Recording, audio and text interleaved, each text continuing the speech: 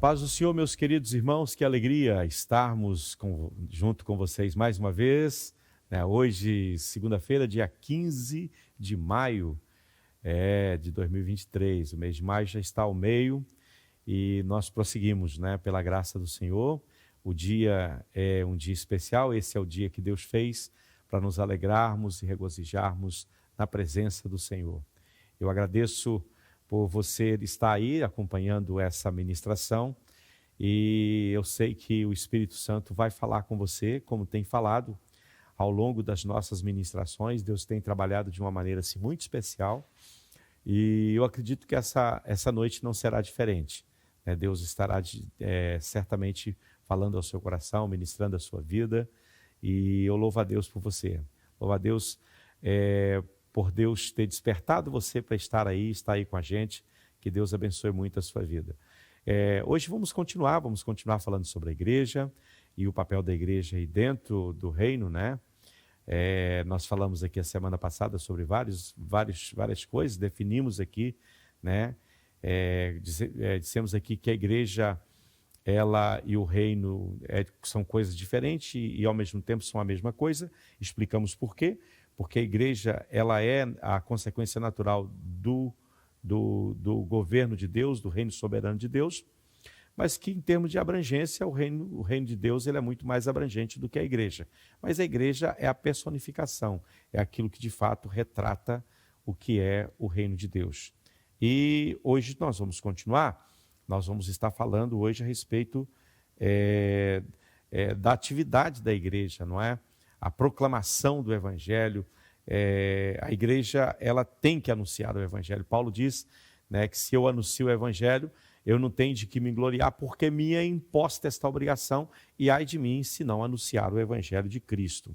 E a nossa responsabilidade como cristãos é exatamente falar do amor de Deus, é declarar esta grande verdade que o Senhor Deus reina, Ele governa eternamente pelo seu poder e Ele está acima de todas as coisas, né? Vamos orar neste momento, depois nós vamos ler uma passagem das Escrituras aqui, nós vamos voltar lá em Mateus capítulo 13, nós vamos ler alguns versos a partir do verso 18 e vamos estar conversando um pouco aqui a respeito disso, dessa missão da igreja que é anunciar, a atividade da igreja que é anunciar o reino de Deus. Senhor Deus e Pai, muitíssimo obrigado por tudo que Tu fizeste por nós, obrigado pela Tua presença aqui neste lugar, agradeço a Ti, Senhor, por todas as coisas que Tu fizeste por nós, agradeço por esse dia especial, agradeço pela vida de cada um dos meus irmãos que estão aí conosco, nesse momento de ministração.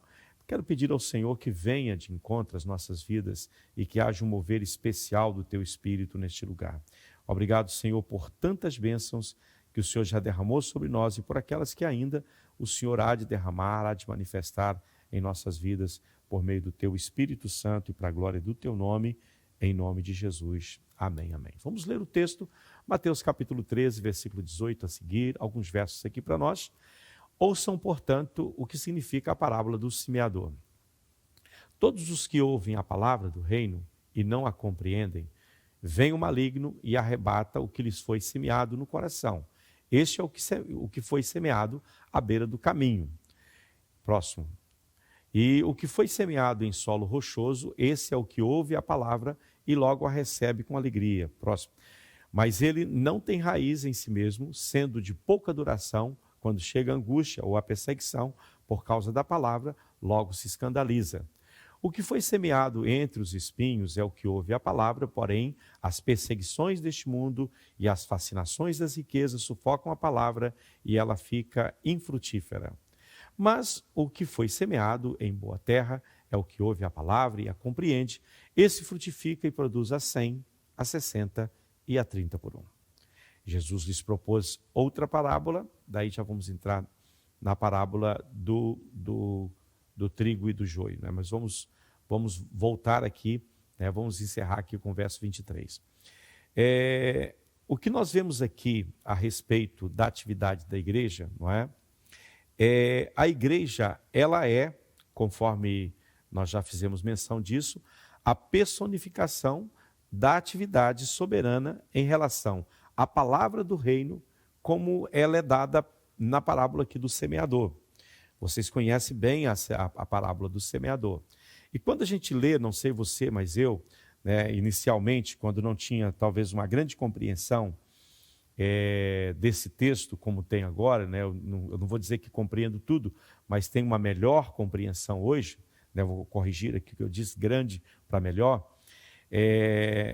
eu ficava muito preocupado. Eu dizia: Senhor, mas por que apenas uma fração daquilo que foi semeado é que produziu fruto? Embora haja uma grande proporção de fracasso aqui e de desapontamento, né, se quiser colocar dessa maneira, há aquilo que nós podemos dizer de resposta, porque há aquele que responde com a produção de 30, outro com a produção de 60 e outro com a produção de 100 por um, não é? E isso é maravilhoso. A igreja, ela é achada sendo composta do triunfo da palavra do reino. A palavra do reino, quando nós olhamos para a igreja, não é? Que a igreja, o corpo do Senhor Jesus, nós temos que chegar a essa conclusão de que essa palavra ela é poderosa. Ela tanto é poderosa que ela mudou a minha vida, mudou a sua vida e mudou a vida de milhares, por que não dizer de milhões de pessoas, não é? Ou mais até ao longo da história, né? Ao longo da história da igreja. Alguns de nós somos apenas daqueles que fazem parte dos 30 por um, não é? Isso não quer dizer que seja um problema, que seja mal, mas não está o 100 por um, não é? O ideal de Deus seria o 100 por um. Mas, né, o nosso resultado muitas vezes pode ser 30 por um. Alguns pode chegar um pouco mais, ser 60 por um, não é?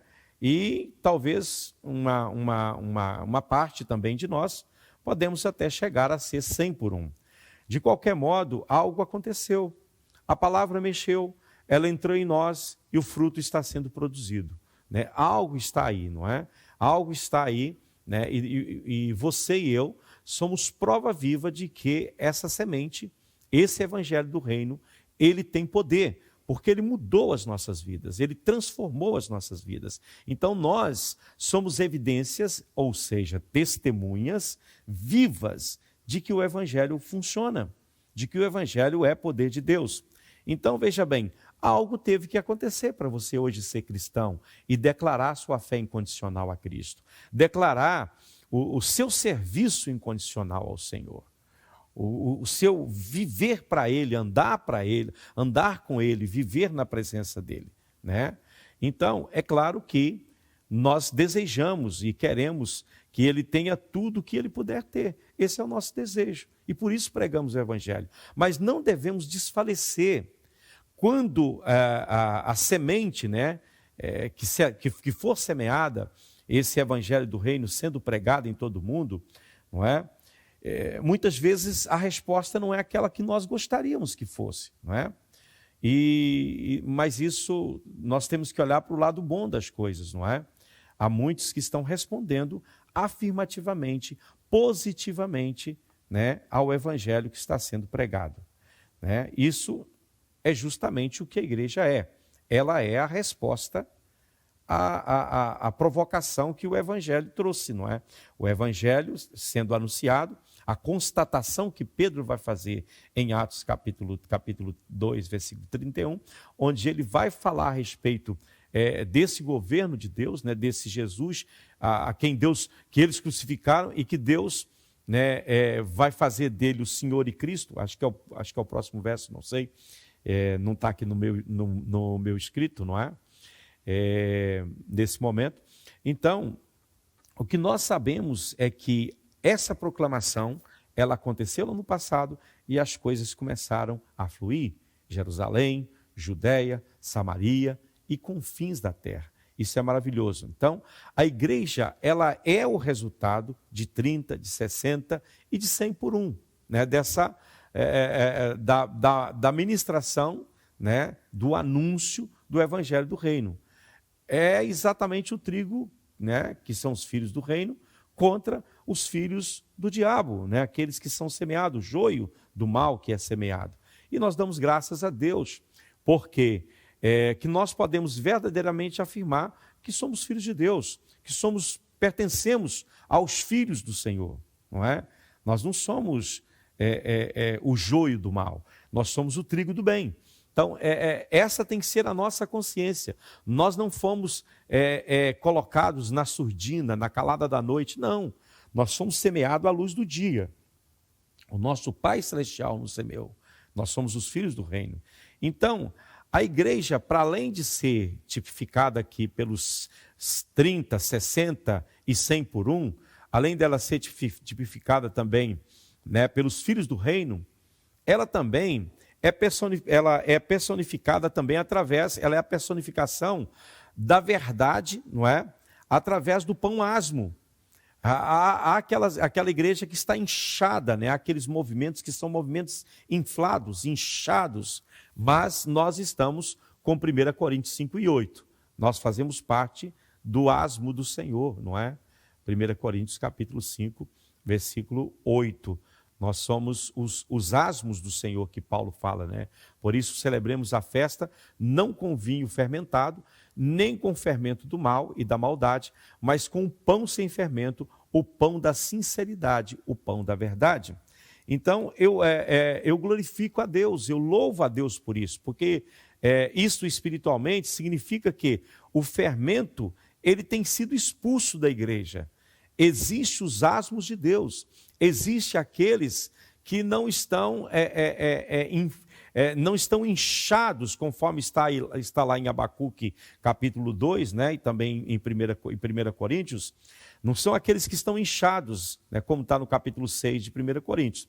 Nós somos o pão sem fermento de Deus, não é? Nós somos esses que creem no Evangelho de verdade, que vivem o Evangelho de verdade, não é? Também nós temos nessas parábolas do reino aí, né, a igreja, ela também toma o princípio interno dessa árvore, essa grande árvore, essa árvore anormal, essa coisa esquisita, não é? Que vai aparecer aí uma das parábolas, não é? Mas nós somos aqueles que representam a simplicidade do Evangelho, as coisas simples, não é? As coisas que muitas vezes estão dentro do crescimento normal, né? Não esse crescimento anormal, esse crescimento inflado, esse crescimento onde tem, né, o dedo do homem, onde tem a mão do homem e agindo. A igreja também, ela é o vaso de peixe bom, né? Quando a rede puxa vários peixes para fora, não é? Nós somos aquele balde de peixe bom que o Senhor, não é? Ele vai guardar né, dentro dos seus depósitos. E para coroar tudo isso, não é? A igreja, ela era aquela pérola de grande valor que aquele homem encontrou no campo, não é? A Bíblia vai falar daquela parábola onde o homem ele vai encontrar uma pérola de grande valor num campo e ele vem e compra todo o campo. Ele compra todo o campo, mas o objetivo dele era obter a pérola de grande valor, não é? Observe que ele não compra apenas a pérola, ele compra todo o campo. E ao comprar o campo, ele obtém o direito pela aquela pérola, aquela pedra de grande valor que está dentro do campo, não é? Então, esse homem que deixa tudo, que vende tudo e compra, é o Senhor Jesus, que abandonou todas as coisas, não é? A sua glória, conforme está em Filipenses 2, e desceu essa baixa terra para morrer em nosso lugar, para dar a sua vida, humilhou-se a si mesmo, tomou forma humana, e encontrando-se na condição de homem, ele vai humilhar a si mesmo até a morte e morte de cruz. Deus vai o exaltar também de uma maneira poderosa. Então, tudo isso, se você observar, né, está dentro do escopo do ensino sobre o reino de Deus. Se você olhar esse ensinamento a respeito do reino de Deus, você vai ver todas essas coisas que eu falei com você. Tudo entra no mesmo capítulo, nos méritos, né, ou nas parábolas, né, que o Senhor Jesus apresenta aqui para nós, né, nessas parábolas. A igreja como sendo isso que Deus está à procura. O reino soberano está passando, está dominando todas as coisas. O Senhor tem o governo de todas as coisas. E o evangelho desse reino soberano está sendo anunciado. E há uma resposta, não é? A Bíblia vai chamar nesse capítulo 13, dos mistérios. O próprio Jesus vai falar a respeito dos mistérios. A vós vos é dado conhecer os mistérios do reino de Deus. Não é? Todas essas parábolas resultam em algo positivo, se você for observar. Em oposição àquilo que está mal, àquilo que está errado, àquilo que não deve ser. Aquilo que não está de acordo com o pensamento de Deus. Então, hoje, se nós não tomarmos cuidado, nós seremos arrastados pela correnteza, não é? Desses pensamentos humanos, desse modo de vida deste mundo. Paulo vai falar disso em Romanos, a gente pode até ler capítulo 12, versículos 1 e 2, onde Paulo fala a respeito dessa renovação da mente, não é? Portanto, irmãos, pela misericórdia de Deus, peço que ofereçam o seu corpo como sacrifício vivo, santo e agradável a Deus. Este é o culto racional de vocês. Verso 2. E não vivam conforme os padrões deste mundo, né? Ainda que hoje muitas igrejas estão vivendo conforme os padrões deste mundo, o que eles chamam de liberalismo, não é? O que eles chamam de o evangelho da liberdade, na verdade, nada mais é do que algo esquisito. O Senhor vai chamar isso de uma coisa esquisita, de uma coisa que está completamente fora da normalidade, uma anomalia, literalmente, não é? Então, observe bem, não vive conforme os padrões deste mundo, mas deixe que Deus os transforme pela renovação da vossa mente, para que possam experimentar qual seja a boa, agradável e perfeita vontade de Deus. Então, veja bem, Deus está nesse processo de transformação daqueles que se oferecem, daqueles que crêem no Evangelho, aceita e permite esse trabalho de transformação que Deus está fazendo. Nós não podemos andar conforme os ditames deste mundo, mas temos que transformar a nossa mente, não é? Transformar a nossa mente, compreender de fato o que o Senhor Deus quer de cada um de nós, né? Como Ele quer, em contrapartida de tantas coisas erradas. O nosso problema é que muitas vezes nós olhamos para aquilo que está errado e justificamos o nosso interesse pelo errado, dizendo: todo mundo está fazendo, todo mundo está vivendo assim, todo mundo está praticando assim, todo mundo é desse ou daquele jeito, por que eu não posso ser? Não é? Ao invés de nós pegarmos o exemplo daqueles que estão fazendo as coisas certas, nós queremos pegar o exemplo daqueles que estão caminhando na contramão de Deus. Toda tentativa do homem de alguma forma, né, interferir na condução de Deus das coisas, vai se mostrar ineficaz e vai se mostrar uma coisa anômala, né? Uma coisa completamente fora daquilo que é o normal. Então, a igreja, ela veio para ser a representação de Deus aqui na terra, né? E ela entra aqui e toma tudo que é positivo. A igreja é tudo que é positivo nessas parábolas que você tem, tudo que é correto, tudo que produz fruto para a glória de Deus. É exatamente essa a identificação da igreja nesse capítulo. A igreja, então, se torna a escolhida, a eleita, né? A nação santa para quem este reino, nesse sentido, é entregue. Deus vai falar com seus discípulos lá em Lucas 12, ele vai dizer: não temas, ó pequeno rebanho, porque o Senhor agradou dar-vos o reino. Quer dizer, o Senhor nos concedeu esse governo, não é? Colocou-nos nesse governo. Nós somos hoje a representação desse governo, não é? A igreja do Senhor, como corpo de Cristo, o corpo místico de Cristo, ela é exatamente a expressão, a personificação de que Deus está governando, de que Ele está no controle de todas as coisas, não é? E Deus nos concedeu esse reino. Então, ainda que sejamos pequenos, ainda que seja uma representação pequena, você vai ver que na parábola do semeador, mesmo o terreno que produz fruto, ainda há aqueles que produzem a 30 e a 60. Por que não todos produzir a 100, não é? Seria o ideal de Deus. Mas, mesmo com todas essas coisas, Deus deu-nos o reino. E nós temos que ter essa confiança. Agora, vamos avançar um pouquinho mais aqui, vamos pensar um pouco mais a respeito disso, não é?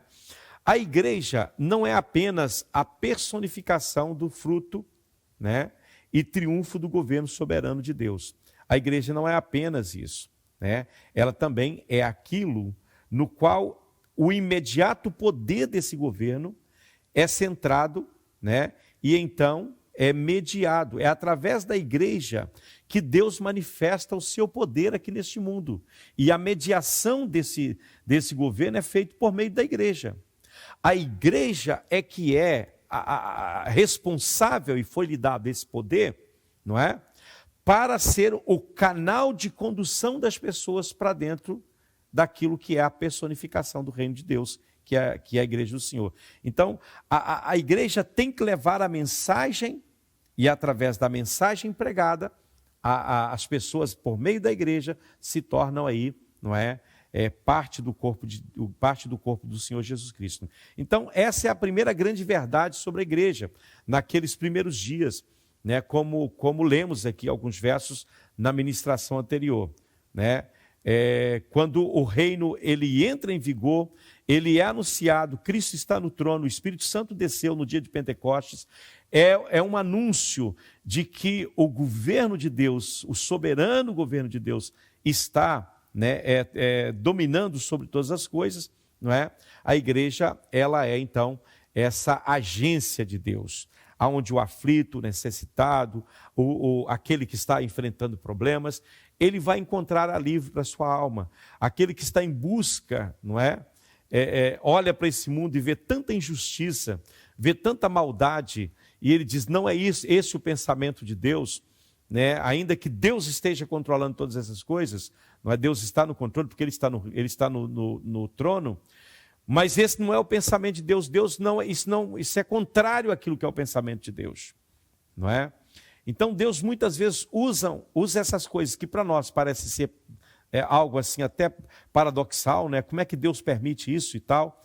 Para que as pessoas, ao olhar para a igreja, possam ver a diferença.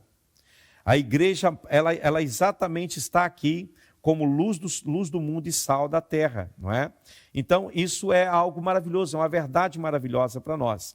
Então, se você quiser saber onde achar o governo soberano de Deus, né? Onde achar o regime, o regimento do céu, o domínio do céu, na verdade, a autoridade de Deus, né? O Deus que governa, você tem que ir até a igreja. Não há outro lugar. Eu às vezes fico pensando como muitas pessoas conseguem viver sem estar em conexão com o corpo de Cristo, que é a igreja do Senhor. Eu não consigo, não é? A igreja é o lugar onde você é inserido dentro desse regimento do céu, não é? E as pessoas muitas vezes querem viver a sua vida, a carreira solo, né? Isso é impossível. Então, aonde está essa soberania? Aonde está esse regimento? Aonde está esse domínio, essa autoridade? Está em Jerusalém, está em Antioquia, e está caminhando e avançando até os confins da terra, por todos os lugares. Aí está uma testemunha do Senhor declarando que Ele está no trono e que Ele governa todas as coisas. Então, Deus colocou autoridade e poder celestial na igreja numa maneira peculiar. A igreja recebeu isso de uma forma peculiar. Então, a igreja é para sair na autoridade do nome de Jesus. A igreja é para sair e ordenar, demônio, eu te ordeno, em nome de Jesus, vai embora. Enfermidade, em nome de Jesus, vai embora. Não é? Então, a igreja, ela tem que sair nessa virtude, nesse poder. Aleluia. A minha oração é que a igreja esteja viva, que ela desperte para essa realidade, para o significado de sua existência, né? Nesse sentido que eu estou colocando aqui. Né? Deus, Ele está no trono, Ele está no governo, e nós somos imbuídos como mensageiros do reino, aleluia, para levar a mensagem do Senhor debaixo da autoridade dEle. Jesus vai dizer para os seus discípulos, quando os envia, diz, olha, eis que eu vos dou o poder para pisar serpente e escorpião e todas as obras do inferno, e nada lhes fará dano algum. Então, essa é a incumbência da igreja, é a autoridade que reside sobre a igreja do Senhor. Jesus falou lá em Marcos 16, a partir do verso 15, né? ide por todo mundo e pregar o evangelho a toda criatura. Quem crê e for batizado será salvo, quem não crê será condenado. E este evangelho do reino será pregado, né? Será anunciado, né? E os que crêem no meu nome expulsarão os demônios, falarão novas línguas, se beber alguma coisa mortífera não lhes fará dano algum, pegarão em serpente e porão as mãos sobre os enfermos e eles serão curados. Então aquele que crê no Senhor, que acredita nesse nome soberano, ele tem autoridade. A igreja, ela tem autoridade investida sobre ela. Aleluia, louvado seja o nome do Senhor. Esse depósito de Deus foi colocado na igreja. A igreja tem a autoridade dada pelo Senhor. Não há limite para a igreja. A igreja é o corpo de Jesus, é o complemento, né? Ela está conectada com o cabeça que é Cristo. E não há limite para a igreja. A igreja, ela tem autoridade dada pelo Senhor. Jesus vai falar, eis, né, quando ele disse lá sobre a descida do Espírito Santo, vão para a cidade de Jerusalém, fique lá, até que do alto sejais revestido de poder. E aí vocês vão sair, vão ser minhas testemunhas. Vocês vão estabelecer evidência neste mundo de que o Senhor, ele está no trono. Aleluia. Quando as coisas têm sido como deveria ser, né? Quando nós olhamos para as coisas e elas estão no lugar onde tem que ser, e é isso exatamente que é o pensamento de Deus, e é isso que Deus chama de igreja, é colocar as coisas no lugar. Aleluia, é dar ao Senhor toda a honra e glória, porque a Ele pertence, e a igreja, na autoridade do nome de Jesus, né, operar milagres, prodígios e maravilhas no nome dEle, né? Houve tempo, irmãos, em que os descrentes, eles vinham até nós e eles caíam com a face no chão. Eles se prostravam, porque havia autoridade e poder na igreja. Se você colocar lá, se você for ver em 1 Coríntios, capítulo 14, verso 24 e verso 25, Paulo está falando aqui dos dons espirituais, né? E está falando em especial sobre o dom de profetizar.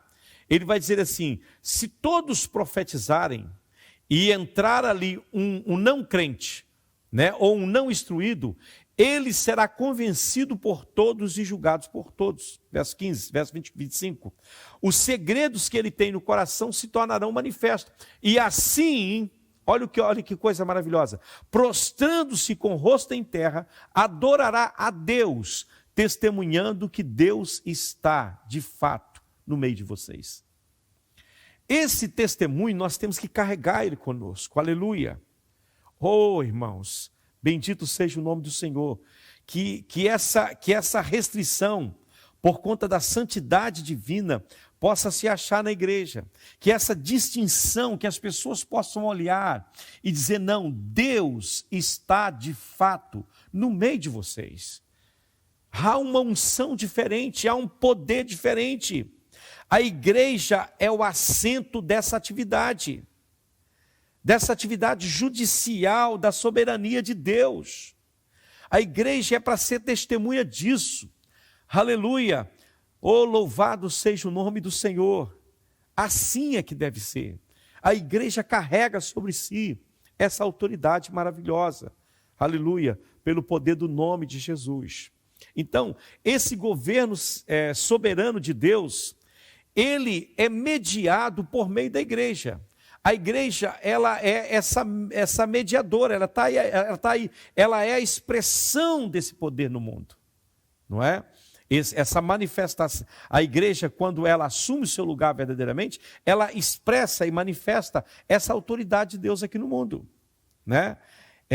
A igreja, ela tem que sair, como com Pedro e João, lá no capítulo 3, versículo 6 de Atos, no nome de Jesus de Nazaré. Pedro, porém, lhe diz, não possui prata nem ouro, mas o que tenho isso lhe dou. Em nome de Jesus Cristo, o Nazareno, levanta-se e anda. E o que acontece? O paralítico fica lá? Não. O próximo verso seguinte. E pegando na mão direita do homem, ajudou-o a se levantar, e imediatamente os seus pés e tornozelos se firmaram. Verso 8. E dando um salto ficou em pé e começou a andar e entrou com eles no templo, pulando e louvando a Deus. Oh, aleluia! No nome de Jesus de Nazaré, eu te digo, eu te ordeno, aleluia! Aqui está a autoridade mediadora da igreja, o reino, o governo soberano, centrado e operando através da igreja. A igreja precisa ser isso, a igreja não pode ficar dormindo como está. Irmãos, vamos despertar no nome do Senhor, vamos pôr de parte essas bobagens que muitas vezes nos impede de servir e de estarmos juntos. Nós somos o corpo do Senhor Jesus, nós somos a expressão da sua pessoa aqui neste mundo. E nós temos que levar esta mensagem na autoridade e no poder do nome do Senhor Jesus. É assim que deve ser. A autoridade de Jesus Cristo está sobre a igreja e é para ser exercida pela igreja, porque o Espírito de Cristo está sobre a igreja, está na igreja, e Ele é que ungiu Jesus, é o mesmo que nos unge hoje para fazer esta grande obra. É o Espírito de Cristo.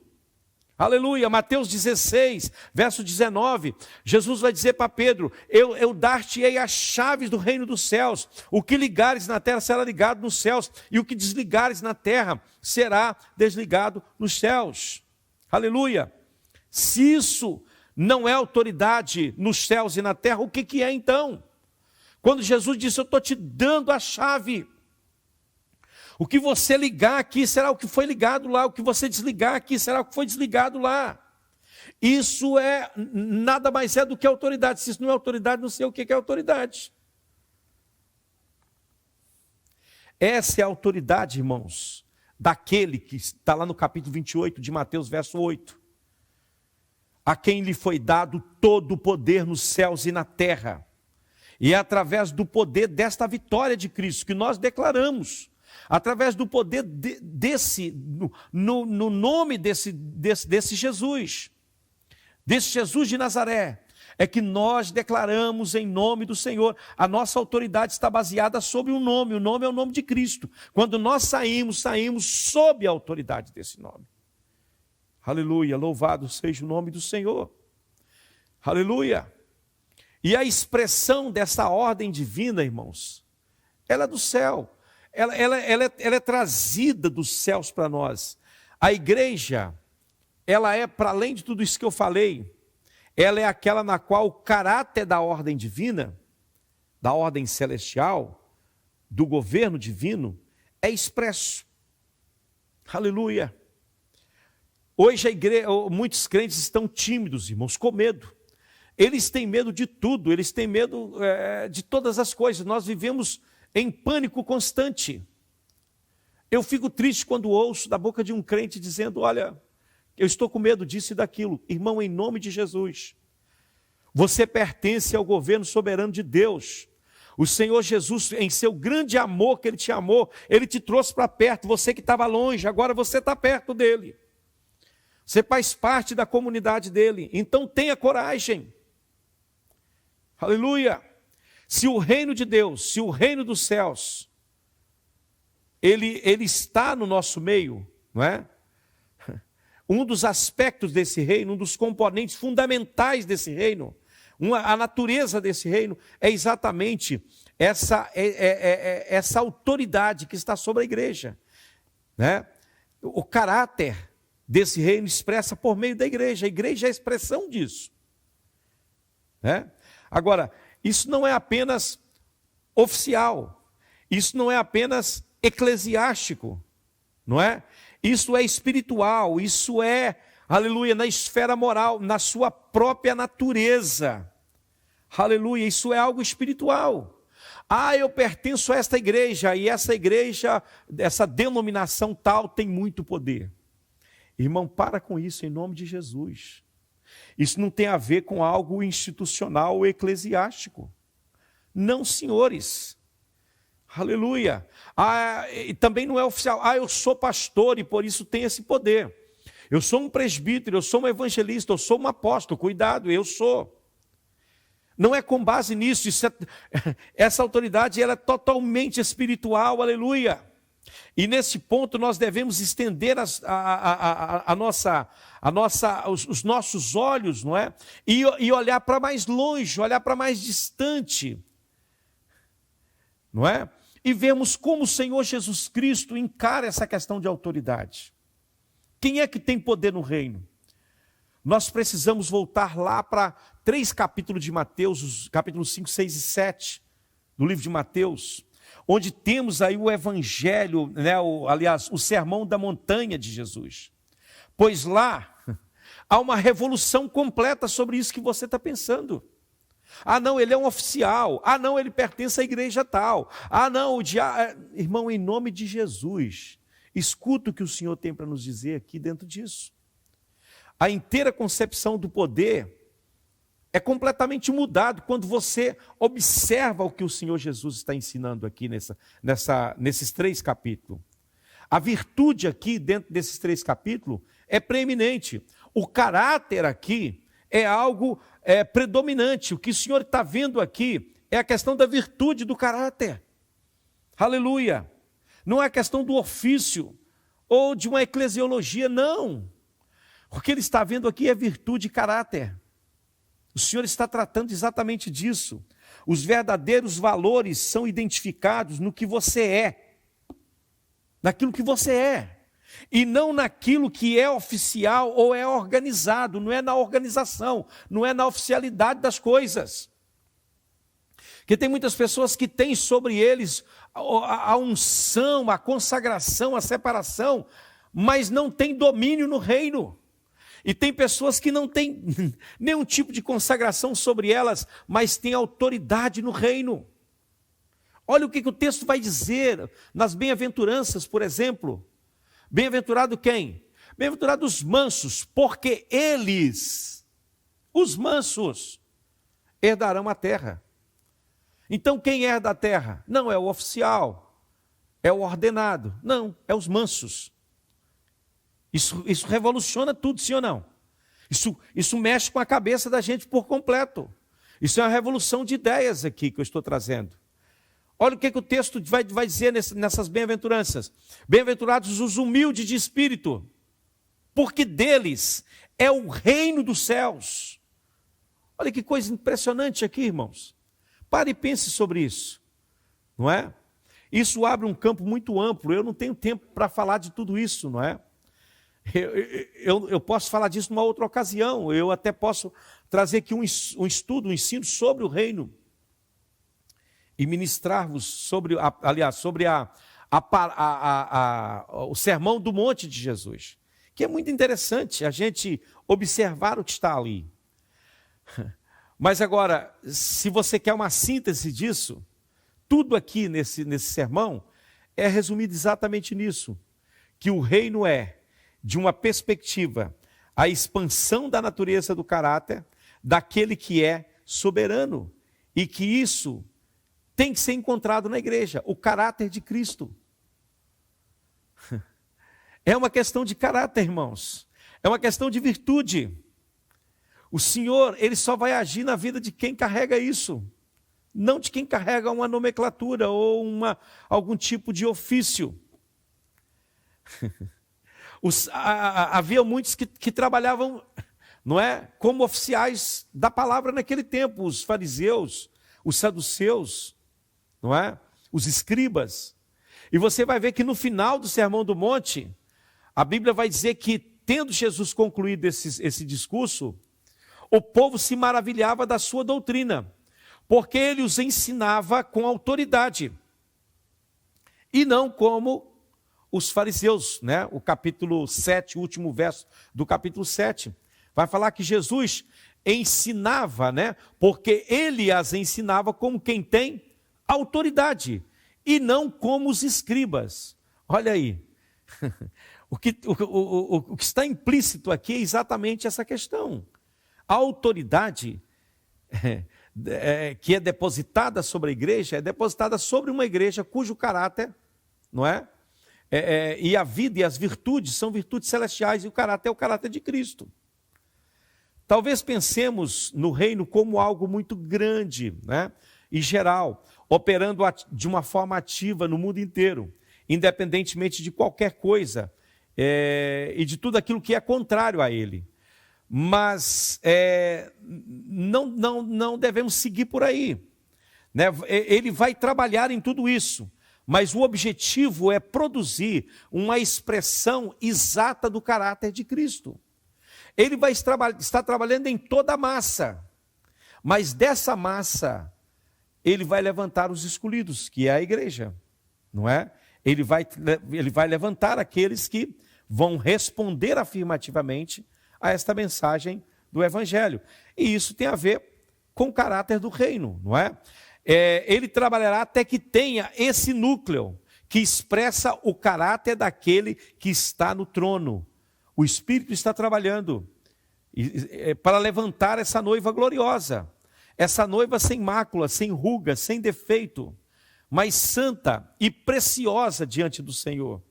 E a igreja, aleluia, que é através da igreja que a natureza divina é expressa aqui neste mundo. A igreja é exatamente essa expressão, aleluia, do caráter de Deus. O mundo tem que olhar para nós e ver em nós algo de diferente. Esse tem que ser o testemunho diante deles. Porque ainda que eles não creiam no Evangelho, ainda que eles não recebam a palavra e creiam nela, mas eles não vão poder dizer, olha, eles não são diferentes, ou eles não têm algo de diferente. Não é?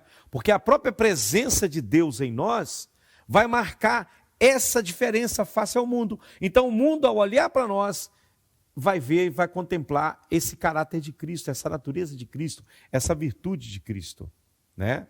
Então é na igreja que a natureza divina, a natureza celestial é encontrada. E essa natureza é que mostra exatamente essa questão da soberania de Deus. E isso é maravilhoso, não é? Isso é maravilhoso. Isso é glorioso. Não existe provavelmente força maior operando no céu do que a força da mansidão. Bem-aventurado é os mansos. Bem-aventurado é os mansos, porque deles é o reino dos céus. Aleluia. Filipenses capítulo 2, versículo 8, é algo que fala a respeito dessa mansidão, né? O texto vai dizer que ele se humilhou, tornando-se obediente até a morte e morte de cruz. Aleluia. Aleluia, louvado seja o nome do Senhor. Mas o reino de Satanás inteiro, todo ele, foi destruído nesse poder da humildade, nesse poder da mansidão, nesse poder, aleluia, que está hoje sobre a igreja.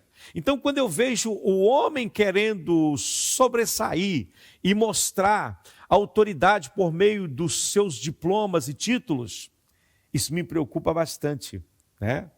Os homens não gostam absolutamente nada disso. A maior parte dos líderes não gostam disso, não gostam do que eu estou falando e nem creem nisso. Eles se colocam como sendo o centro de tudo. Irmãos, nós só somos o que somos porque o caráter de Cristo, as virtudes de Cristo estão operando em nós. E que virtudes são estas? Da humildade, da mansidão, de caminharmos com o Senhor. Agora, dá uma olhada para isso que eu vou dizer, né? A igreja tem esse poder tremendo e tem que exercer esse poder com toda a humildade e mansidão, não é? Aleluia.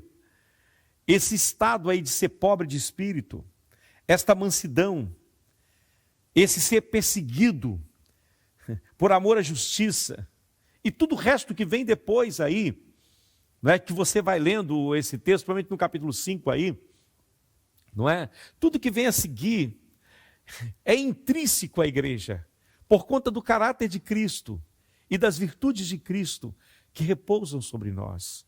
Aleluia. Mas mesmo, não se engane, essa igreja humilde, essa igreja mansa, essa igreja que muitas vezes é perseguida, aleluia, não se iluda, sobre ela repousa uma autoridade e um poder sobrenatural. A virtude do Senhor, muitas vezes, não é até que você se dobre diante do Senhor. Experimente isso. Dobre o seu joelho lá na sua casa, no seu quarto de oração. Quebrante-se diante do Senhor. bota o seu orgulho na cruz de Cristo. Faz o que Paulo aconselhou ali em Romanos 12:1.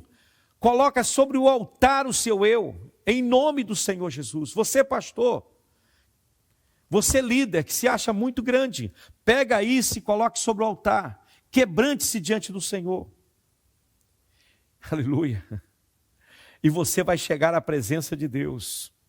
Aleluia. E você vai ver a vitória do Senhor na sua vida, no seu ministério, no seu caminhar. Aleluia.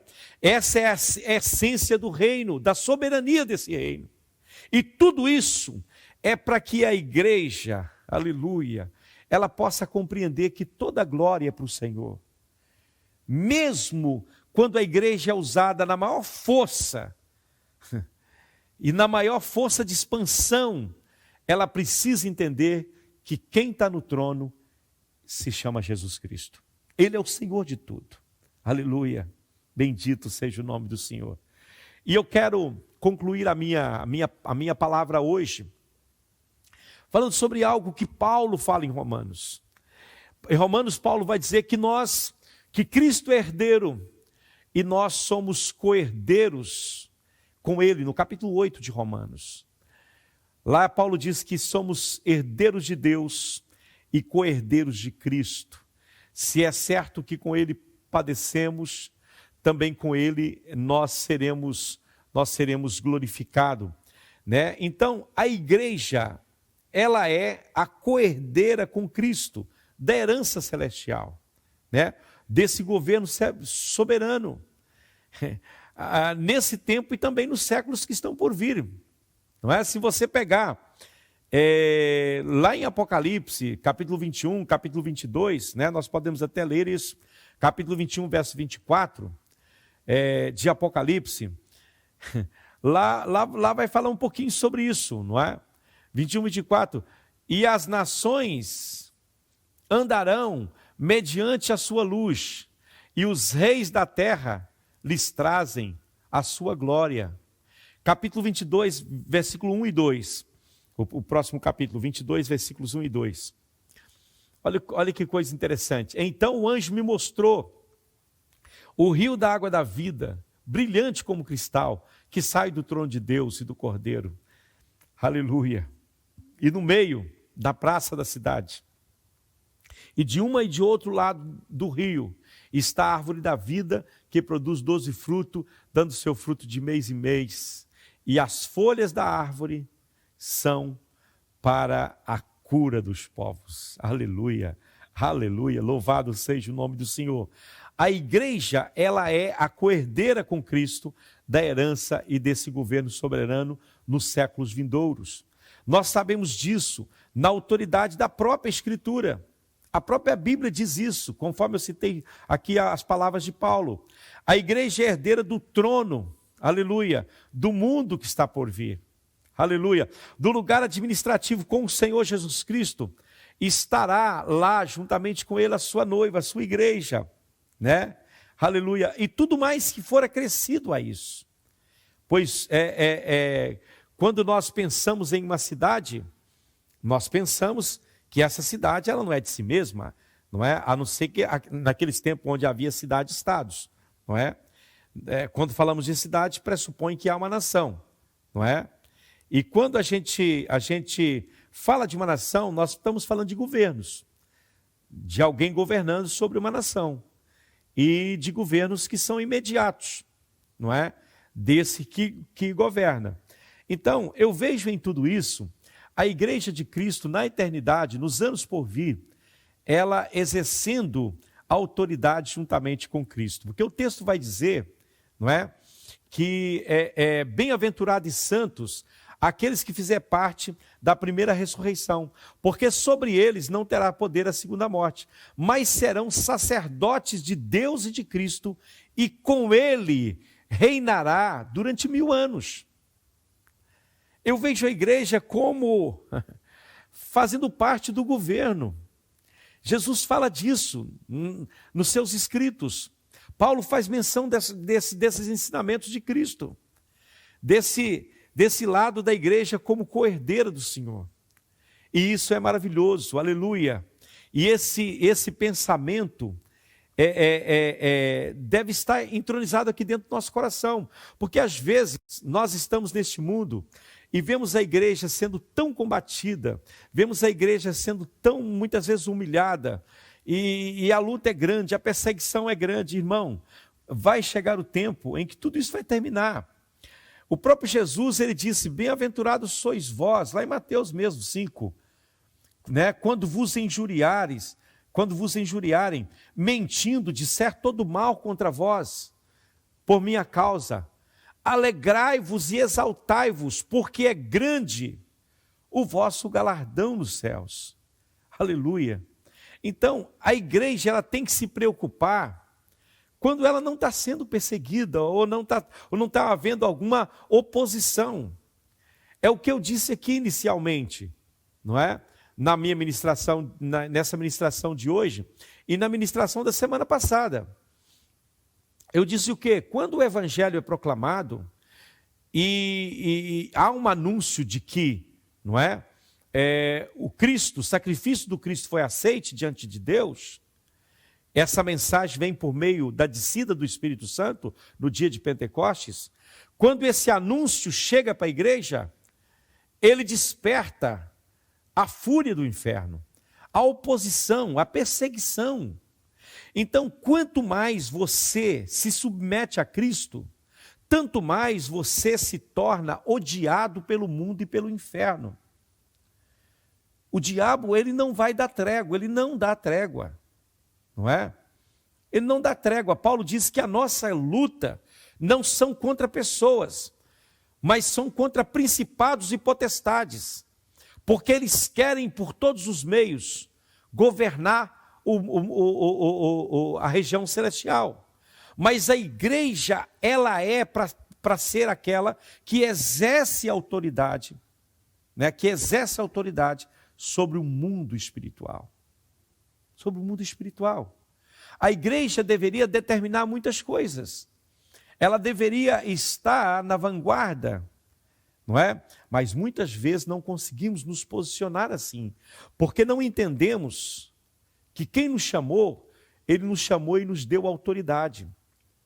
Eu acho maravilhoso a palavra que Deus fala com Paulo. O Senhor diz para Paulo, não temas, Paulo, não temas, mas não te cales, não te cales, porque eu quero que você seja testemunha diante de reis e príncipes, diante de governadores, aleluia, e Paulo vai ser essa testemunha. Você vai ver na continuidade dos capítulos ali, você vai ver ele falando para reis, do capítulo 23, 24, 25, depois chegando em Roma, não é? Você vai ver exatamente esse Paulo testificando da grandeza de Deus diante de reis, de príncipes, de governadores. Aleluia, aleluia. Ele está ali algemado, mas ele diz nada disso. Eu estou preso, mas a palavra de Deus não está presa. Irmão, que coisa gostosa. Aleluia. É o que eu vejo nesse homem Paulo. Ele vai dizer, olha, não tenho a minha vida por preciosa, contanto que em mim cumpra-se o propósito de Deus, a vontade de Deus. Aleluia. Ele poderia estar ali algemado, dizendo, olha, que triste a minha sorte. Preguei o evangelho por tanto tempo e agora estou aqui algemado. Deus não se importa comigo, Deus não me ama. Ele diz, não, eu sou prisioneiro de Cristo. Porque antes das algemas de Roma, Paulo já tinha sido algemado por Jesus Cristo. Cristo já tinha colocado as suas algemas em Paulo. Ele já era servo, escravo do Senhor. Ele disse, eu não vivo mais, mas Cristo vive em mim. Eu estou crucificado com Cristo, não vivo mais eu, mas Cristo vive em mim. Aleluia. E a vida que eu vivo aqui, eu vivo na fé nele, que me amou e se entregou por mim. Então, irmãos, a sua herança, ela é uma herança celestial. Aleluia. É uma pátria. Ela está por vir. Aleluia. Bendito seja o nome do Senhor. Mas enquanto você está aqui nessa terra, essa pátria está junto contigo.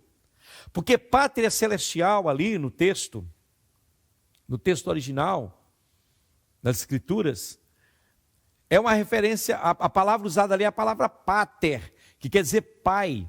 Ou seja, a nossa segurança é estar junto do nosso Pai. Aleluia. E Paulo vai dizer uma coisa interessante em Colossenses. Ele vai dizer, olha, vocês já estão, vocês estão mortos, e a vossa vida está escondida com Cristo em Deus. Aleluia. Colossenses 3. Se, pois, ressuscitaste com Cristo, buscai as coisas que são de cima, e não as que são dessa terra. Por quê? Porque já estáis mortos, e a vossa vida, aleluia, está escondida com Cristo em Deus. Verso 2, né? Porque vocês morreram, verso 3. E a vida de vocês está oculta juntamente com Cristo em Deus. E quando Cristo, verso 4, olha que coisa maravilhosa. E quando Cristo, que é a vossa vida, a vida de vocês se manifestar, então vocês também serão manifestos com Ele em glória. Olha aí, oh aleluia, como co-herdeiros do Senhor, verso 5. Portanto, façam morrer tudo que pertence à natureza terrena, imoralidade sexual, impureza, paixões, maus desejos, avareza, que é a idolatria. Por causa dessas coisas é que vem a ira de Deus sobre os filhos da desobediência.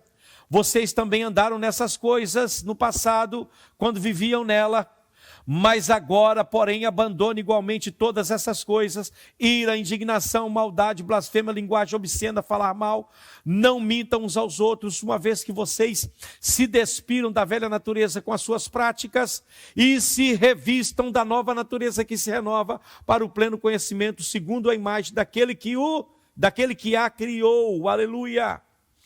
Aqui não pode haver mais grego e nem judeu, circuncisão e circuncisão, bárbaro, cita, escravo, livre, mas Cristo é tudo e está em todos.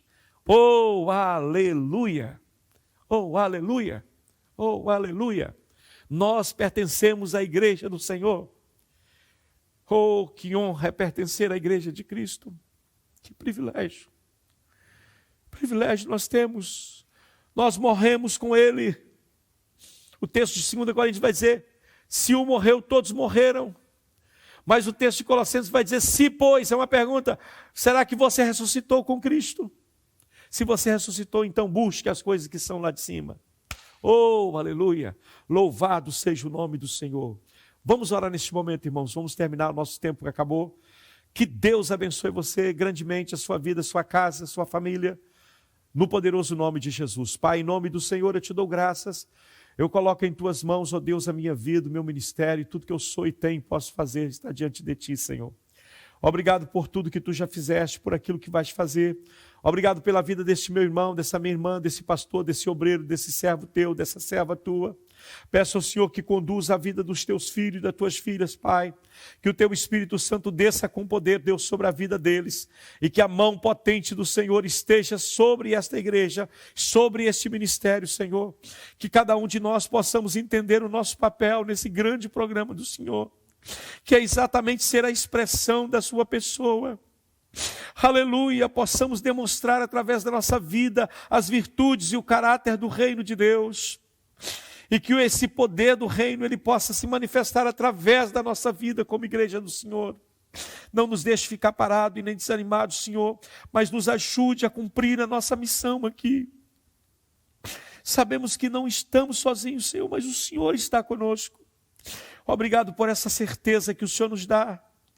E essa certeza chega ao nosso coração por meio do Espírito Santo que o Senhor nos deu. O Espírito Santo testifica dentro de nós que estamos seguros e protegidos debaixo da tua mão. Por isso, Deus, nós confiamos no teu governo e sabemos que o Senhor está conduzindo a história do mundo para o lugar que tu queres. E a ti toda a honra, toda a glória, todo o louvor, toda a exaltação nesta hora, pelo poder do nome de Jesus. Amém e amém. Deus os abençoe, meus queridos irmãos. Que a paz de Cristo esteja com vocês. Até a próxima segunda, se Deus quiser, para a glória do Senhor. Obrigado. Deus abençoe.